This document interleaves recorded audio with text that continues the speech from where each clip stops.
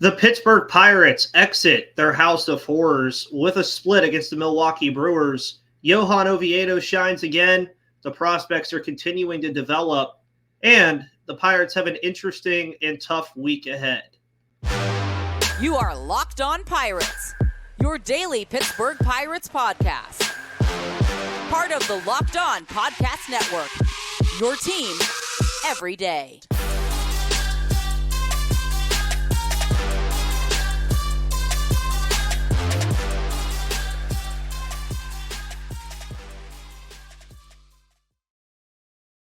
And welcome back, everybody, to the Locked On Pirates podcast here on the Locked On Podcast Network, where we will not be realigning with the SEC or the Big Ten here at Locked On Pirates today. Hopefully, you guys kept up with all of that news. Of course, you guys know me. I'm Ethan Smith, your host of the Locked On Pirates podcast. That's Gary Morgan over there. First time in a couple weeks Gary's been on. He's been a busy man, so we have to get him on when we can get him on. Once again, shout out to Tom Lohr, who listens to this show, for sending me the bobblehead that plays Renegade, as well as like 20 other things, and his book. If you guys have not read his book, Gone to the Dogs, it's a very awesome book. He goes on a 103-day journey and tries every single hot dog at every single MLB stadium, as well as minor league stadiums, and has a ranking for it and everything. So it's a pretty fun book if you get the chance to read it. But Gary, how are you, sir? I'm really good, man. Just trying to keep my head above water throughout this season here. But things are starting to take shape.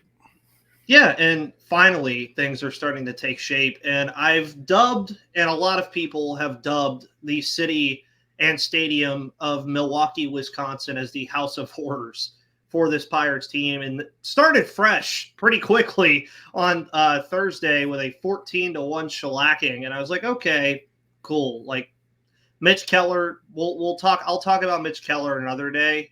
We'll let him get like one or two more starts before I really start to worry about him. But then they came back the second day, for all intents and purposes, dominated that game, dominated on Sunday for the most part too, thanks to Johan Oviedo. Saturday, I think, was the most infuriating one, just because we're just so accustomed to David Bednar coming into games and just shutting the door and being done with it.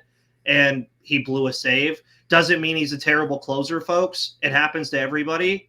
Alexis Diaz probably has a blown save in there somewhere for the Cincinnati Reds. It just happens. Leaving with a split, I actually feel great about this, Gary. I don't know how other people feel about it or how you feel about it, but I feel great about leaving this series with a split just because they've struggled so much in Milwaukee that it's so hard for me to even predict a series win at Milwaukee.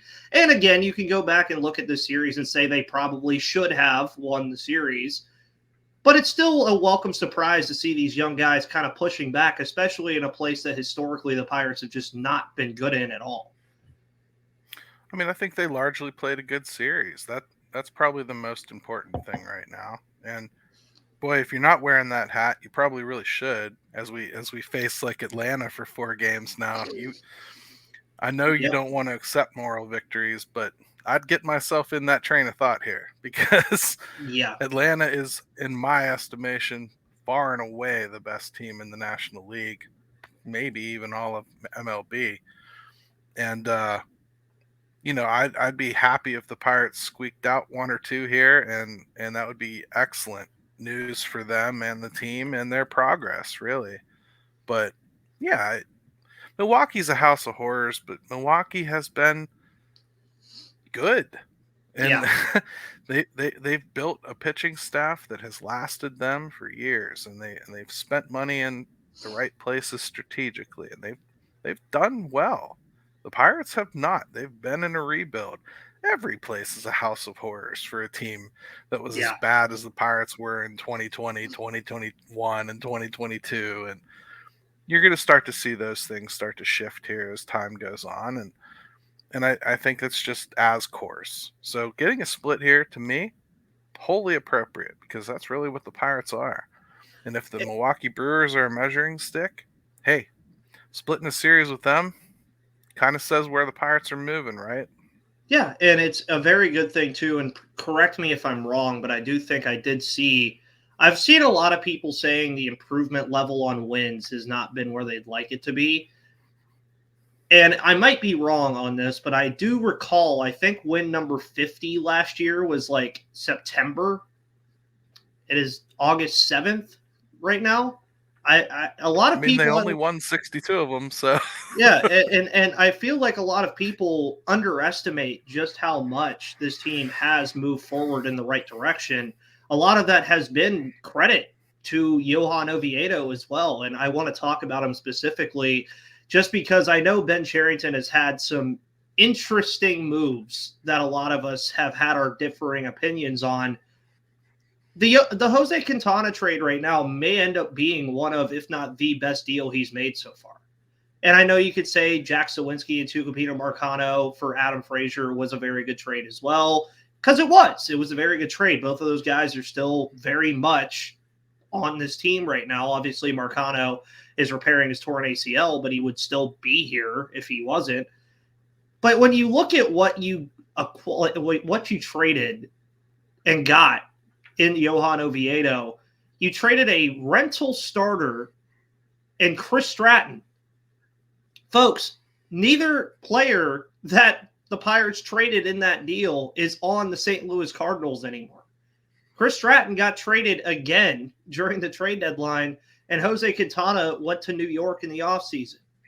Meanwhile, the Pirates have Johan Oviedo, who I believe has like a 2.60 ERA in his last 6 starts. He recently, with his start yesterday, caught up to Mitch Keller in quality starts on the year. If you guys find that tweet that I had about that, I think Keller and Oviedo are accounting for like 43 or 63% of the amount of starts, quality starts that they had all of last season. So, yeah, I would say give Ben Cherington his flowers on what Johan Oviedo has been able to do, because he did well again yesterday. And I think he's just going to keep doing well as long as he stays healthy. Sure. And it speaks to the identification of a player and his ability to, move forward with progression. I mean, they identified somebody that was being utilized as a relief pitcher, saw that there was a chance they could turn him into a starter, and if not, worst case scenario, they got a good reliever, right, with good stuff and a big arm. And to his credit and the team's credit, they've turned him into a starter. He will absolutely be back in the rotation next year. You can almost guarantee that, short of arm trouble. They're not going to sign him out of the rotation. They're just not going to sign 3 or 4 guys and push him out of the rotation. It isn't going to happen. No. And no young guy, including Paul Skeens, is going to pass him in spring. He's going to be in it. So that's a win. I mean, you've already gotten enough out of him that trade is a win. And regardless of what Nunez does. So, good stuff. Got to give him credit where it's due. He's going to make bad ones too. It happens. But, identifying pitchers that they can turn into something, boy, it's a skill set you have to have in a market like this. And it's nice to see that they hit on one. Yeah, and that's the thing is you keep looking at the names that we talk about in the minor leagues. If they hit on one, you're happy. That's just how this works with pitchers. They look great, and then sometimes it just doesn't work out.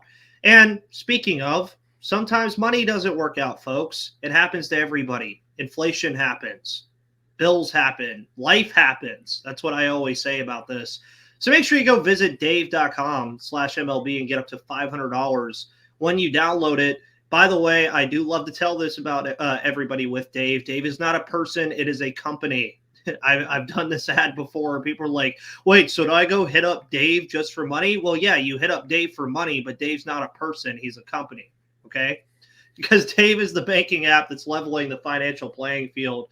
And when you download Dave, you can get up to $500 in 5 minutes or less with no credit check and no late fees. It's part of Dave's extra cash account. Advance the money when you need it with no interest and then settle up later. Extra cash gives you more money to buy groceries, fill your tank, get your car repaired, or catch up on bills without having to wait for your next paycheck. You can even build credit when you settle up on time. So download Dave today at dave.com/MLB. That's dave.com/MLB.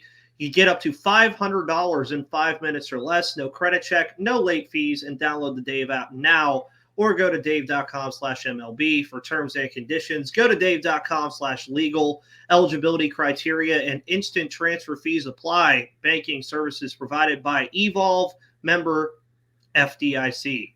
Yes, if you need me, bank commercials, if you need me to read that and then speed up my voice, I'm here for it. Also, things that we saw this weekend. Folks, I understand. Alfonso Rivas is not the second coming of a mini Pedro Alvarez, okay? I know he almost hit for the cycle in his first game, or not his first game, technically. I saw the account made that mistake. That was pretty funny. Oh, he hit a home run in his first at-bat as a Pirate, and everybody's just like, I know we all want to forget about the game on Thursday, but I don't think you guys should forget about the game Thursday. But more importantly, I saw a lot more good stuff from the prospects this weekend, Gary. Obviously, Endy Rodriguez had his first 3-hit performance at the major league level. Henry Davis gets a home run to kind of get out of that slump that he's been in as of late. You look at Liover Peguero and Nick Gonzalez. Alika Williams has been doing some pretty good things as well. This is what we want. And I know it kind of feels weird because of the team that they started the season with. But as me, myself, and I, and Gary have said through the whole year that the team was going to look very different come this time. And it most certainly does in a good way. What have the prospects shown you so far in the time that we've seen a lot of them that has been positive?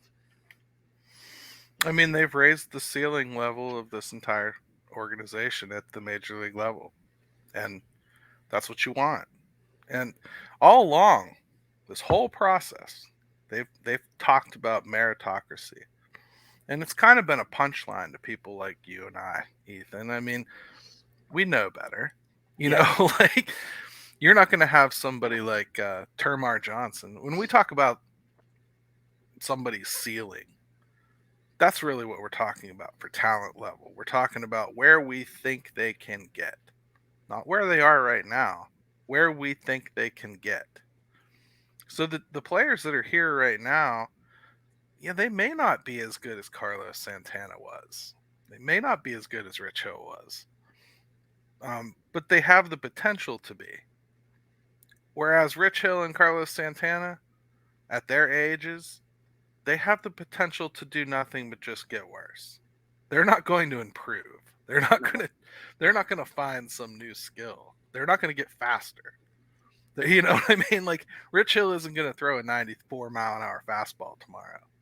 That's just not going to happen. So I think we're at the point now where meritocracy really starts to matter. And I think we saw it with Nick Gonzalez, He got forced out. When O'Neal Cruz and G1 Bay are back up and eligible to come back into the roster, you're not going to send out a Josh Van Meter. No. You're sending out somebody that's performed, or at least looks like they could. Like, think about how difficult these decisions are going to get. And that, to me, is what they've shown. We are at the point where meritocracy truly matters now.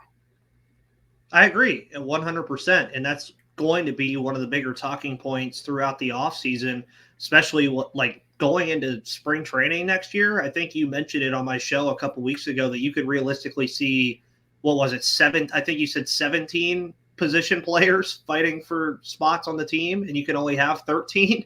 So that means 4 of those guys are before they even sign. Yeah, before they even sign free agents, and they will. Oh yeah, they're gonna obviously, yeah. And one of the big talking points too over the weekend was Ben Cherington, of course. I will just go out and say this: anything that comes out of Mad Dog Chris Russo's mouth, I just don't really care to hear. But he did have Ben Cherington on his show High Heat on MLB Network, to where Ben Cherington said he wants to do everything to get this team competitive sooner. Obviously, that went over well with the majority of Pirates fans. But the main question that I ask about it is, okay, let's see it happen. And I think the biggest component to that happening has nothing to do if they go out and sign a starter. It has nothing to do if they go and bring in a first baseman. It has nothing to do with anything that they do in free agency. I won't say nothing, but not everything. But it really comes down to the development of this core. You have Brian Reynolds. You know what Brian Reynolds is at his best. If you get Brian Reynolds at his best, this is a better team. Obviously. O'Neal Cruz, he's going to come back next year and hopefully play his first full season of Major League Baseball. My expectations will be tempered because of that reason, but I would also hope that O'Neal takes the next step next year. Ke'Bryan Hayes, you want the bat to catch up to the glove so much and so badly. I feel like at some point they're going to have enough bats where it won't matter. Hopefully. That's what I hope. Jack Sawinski, you hope for more consistency. The starting pitching staff is only going to get better based off of what they have in the minor leagues and what I can see with my own eyes. A lot of the winning in 2024 that we keep hearing about, or competitiveness, for lack of a better word, is all about what's happening here and now with this team currently and how they continue to improve moving forward. And I firmly believe that. Now, as you said, they're going to go sign free agents. Those free agents, no doubt, will help the team. But they're not going to sign a free agent that's going to put the Pirates into playoff contention or anything like that. I just don't see them doing that until I see them do it. I mean, there's a slight disagreement on my part there, and it's mostly that this is about building the foundation. The foundation always had to be built with youngsters, and I believe that's where we're headed. Next year, the foundation and core of this team will be youngsters. But in order for them to really be competitive, they're absolutely going to have to spend some money in free agency, and I mean mostly on the mound. The injuries that they took this year, like, you don't have JT Brubaker to throw in there as your fourth or fifth starter this year. You don't have Mike Burrows. You don't have a fully developed Quinn Priester. You don't know what's going to happen with Ortiz or Contreras. If you really want to be competitive, you can't stumble out the gates hoping 5 kids figure it out. Led by Mitch Keller, who himself has been inconsistent. You got to go out and get somebody. They're going to have to go out and get somebody, and I hope it's not a one-year deal. I want somebody that's going to be here in this rotation for a couple of years. So they're going to have to spend some money, I think, if they really want to reach their goals. And they claim to be ready to do so. Let's see it. Yeah, and in that part I think we agree on is there's the claim, yes, that we want to do it. We want to compete sooner rather than later. Okay, then let's see it. I think that's where a lot of it for me is somebody came out with this long list, and a lot of you guys commented on it about starting pitchers that were going to be available in free agency in 2024. Very nice names. Very good names that I would love in Pittsburgh uniforms. One of those names, Julio Urias. I would love if the Pirates would just find a way to get him in Pittsburgh. There's your lefty starter for the next 3 or 4 years. Whatever you want to do, or even 2 years if you want to do it that way. It's just a believe it when I see it thing at this point. And again, pitching is always going to be paramount with these kind of teams. I know it's a stupid thing to bring up, but MLB The Show, by the way, every time I do a Pirates franchise, the first thing I do in the first draft, 6 pitchers. Thing I do in the second draft, 6 pitchers. Because you only have 6 rounds. I just take all pitchers. People will be like, why do you do that? Like my friends will be on the get. Why are you only taking pitchers? Because guess what? I need pitching. It gets hurt in the game just like it gets hurt in real life. I need all the relievers, all the starters that I can get possibly. And that's what I think the Pirates are going to probably attack again. And I agree with you 100% too. I am getting tired of the rentals. Like I saw somebody say they would love Charlie Morton back. I'm like, yeah, but they're not going to sign Charlie Morton for 2 years. I don't see it.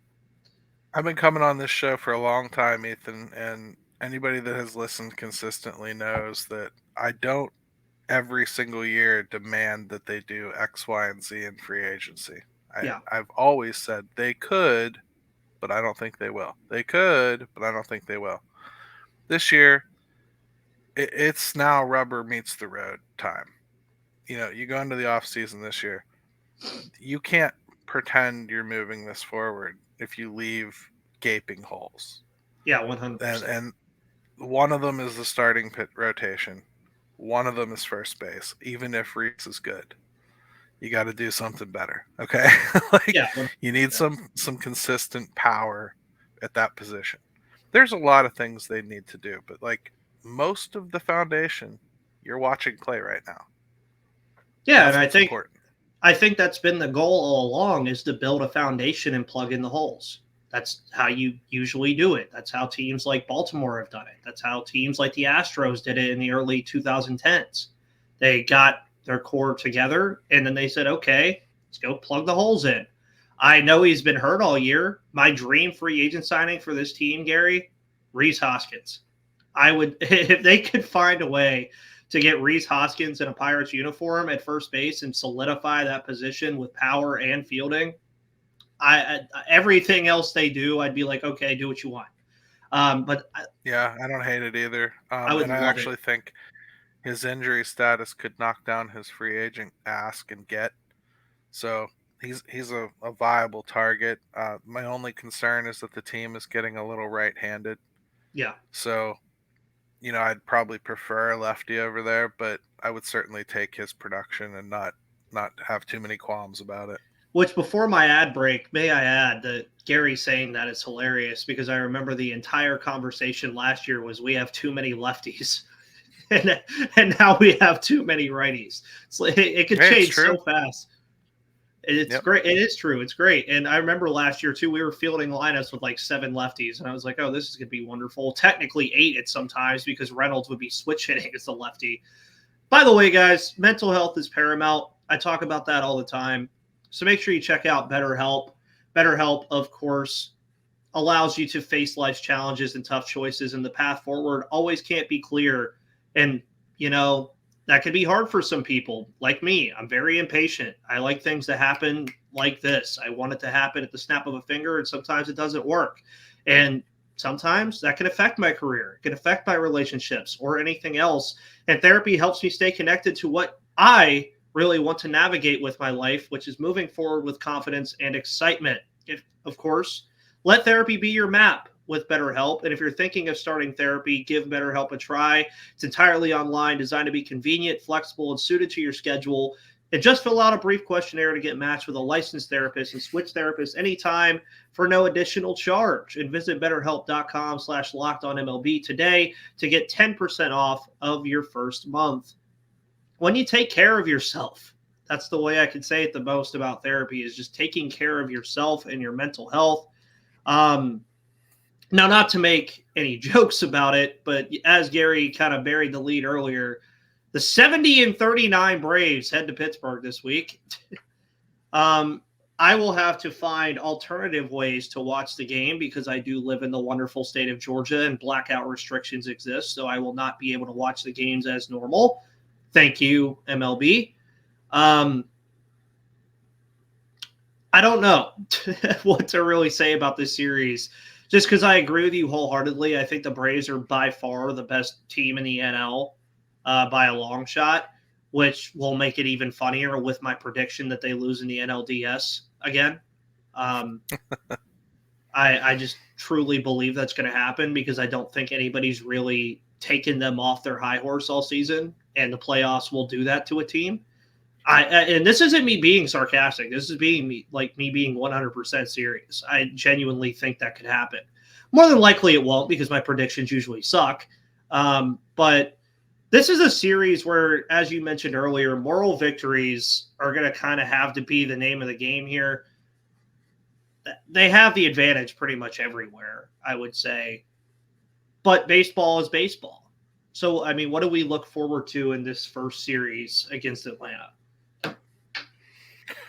I mean, try not to let Spencer Strider strike you out, 17 times. I think a team like this, they're going to see pitches they've never seen, a lot of these kids. There's an unhittable quality to some of his stuff. And the worst part is the way that the Braves pitch is a god-awful matchup for the Pirates, because they are very unsuccessful with pitchers that don't nibble. And Atlanta's pitchers don't nibble. They go right after you with hard stuff in the zone or just out of the zone. and it's a recipe for a ton of strikeouts. I mentioned Strider because he's the most obvious, but all of their pitchers are going to do that to you. It's their organizational philosophy, just like it's the Pirates, to take and take and take and take until you ultimately strike out. I don't think it's a good matchup for them. So I'd like to see some of these kids have a little bit more of a free swinging attitude about them when they go to the plate. That's a lot to expect, though, for them to change on a dime. Yeah, and I'm still on the fire Andy Haynes train. Still will be. Just going to say that. And I agree 100%. I'm so on it, I'm tired of talking about it, Ethan. I mean, yeah, like, it's ridiculous. It's got to happen. Like, through I legitimately watching the game, I almost turned the game off yesterday through the first 5 Pirates at-bats because I was like, what are we doing? This guy just came off the IL for his first start since April, and you're watching pitches go right down the middle. He's not trying to locate. He's trying to locate, but he's not trying to do anything special. He's just trying to get back into form. And you're just like, yeah, let's just watch it go by. It's almost like when you're watching. They would tell you their philosophy was they knew how many pitches he had, probably 65, 70. They thought he could go. They wanted to make that happen in 4 innings if they could. Well, Woodruff was like, okay, well, thanks for the 3 free strikes every at bat. I'll take those. And that's what happens. And that's why this rigid application of their hitting philosophy doesn't work. It's ultimately why Andy Haynes will be fired this offseason. I feel really, really confident about it. Why they don't do it now? Maybe Derek Shelton doesn't feel like filling out extra charts. That's all I can really say. Yes. Because it is what it is. The scariest thing, Ethan, is if all of this philosophy is really not coming from the hitting coach. And if that's the case, they better keep firing until they get all the cancer cut out. Because this will never work in the majors. Never. No. Now, for a more fun series, personal fun for me, because I get to make fun of Stephen Offenbaker of Locked On Reds again. We play the Reds this weekend, and we are 5-2 against Cincinnati. We have not played this team in a while, and I jokingly said on Locked On Reds that both of these teams would look very different the next time they played. Well, I wasn't wrong. I want to look at the lineup cards back from the last time they played each other and just see how different these two teams are going to be. Now, I don't want to say I was right because they're still in the hunt, but I think I was right. I kept telling people, calm down about Cincinnati. I get it. They're having fun. They're a good team. They're doing this win streak thing. All the stuff. What has finally caught up to them, Gary? The one thing that has finally caught up to them is the pitching is not healthy. The league is caught up to them, and the pitching is not healthy. Lyon Richardson, by the way, I know you're a Cincinnati Red. I'm supposed to hate you, but I feel very sorry for you, sir, because it is very difficult, and I believe he's the first player to ever do it, for his first 2 pitches to be back-to-back home runs in your MLB debut. I'm sorry, dude. Like, that has to suck. But for the Cincinnati pitching injuries caught up to them. Yeah, but the league is pushing back. Ellie has some holes that we all saw. Yeah, I agree. And now, not to say this, I'm not saying the Pirates are going to sweep Cincinnati by any means. Just not. Things get really funky, though, if they do. Because Cincinnati is currently 59-55, and the Pirates are 50-61. I will bet just after this Brave series, the Pirates will probably have 64 or 65 losses just based off of the matchup alone. If Cincinnati goes into that series, even in the ballpark of the Pirates' loss total, things get interesting. Now, obviously, I don't know how math works with this. I guess the Pirates have just played more games because Cincinnati has an 8.5 game lead on Pittsburgh, but only has they have 9 more wins, but they have 6 more losses. So I guess Cincinnati has just played more games.